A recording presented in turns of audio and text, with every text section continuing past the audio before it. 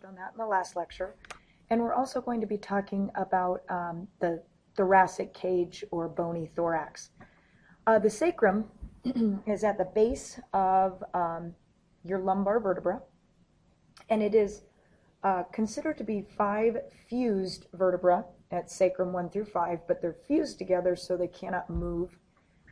It articulates with L5, and it also articulates with the hip bones. The coccyx, or the tailbone, is made up of 4 usually, sometimes 3 to 5 depending on the individual fused vertebra. And what this is, remember a couple of lectures ago we talked about how not everybody has the same amount of bones in their body, and this would be another example of that if somebody has less or more fused vertebrae that make up their tailbone. So this is what it looks like. You have, you've got your 5 fused vertebrae for the sacrum, and then you have your coccyx.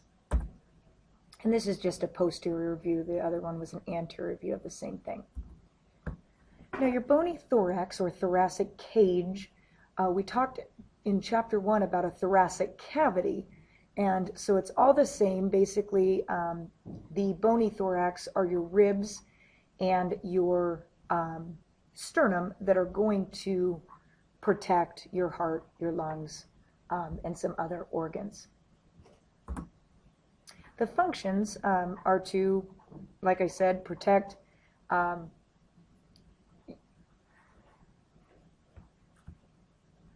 is going to protect the heart and lungs, which are 2 very important organs in the human body. And then it says great blood vessels. So when we get to the cardiovascular system, that will make a little bit more sense. But some of your largest blood vessels that come right off of the heart or go right into the heart are also protected. So this is what the bony thorax looks like.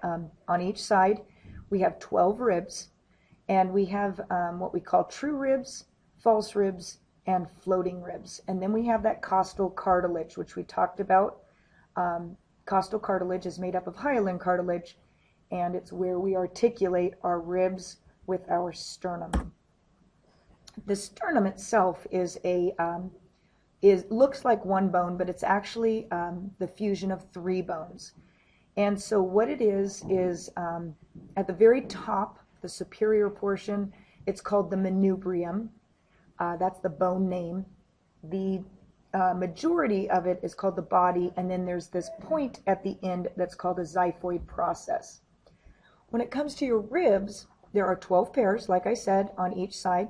So we have 24 altogether. All of the ribs attach to a thoracic vertebra. And if you can remember, we have 12 thoracic vertebrae. And so on each side of the vertebra, a rib attaches. So we have a right and a left rib attached to each thoracic vertebra.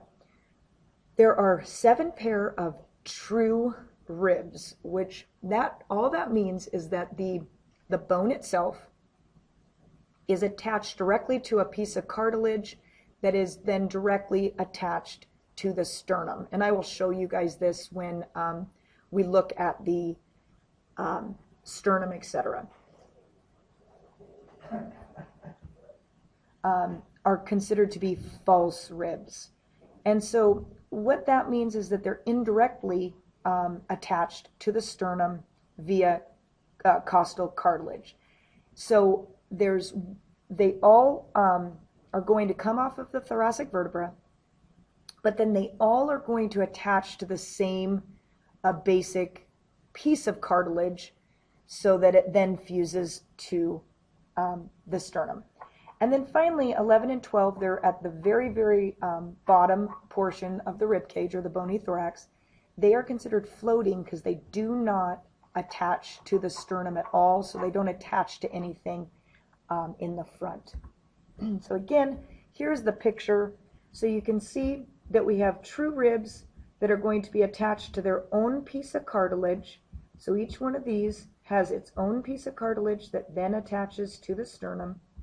Then we've got these ribs down here that all attach to the same piece of cartilage.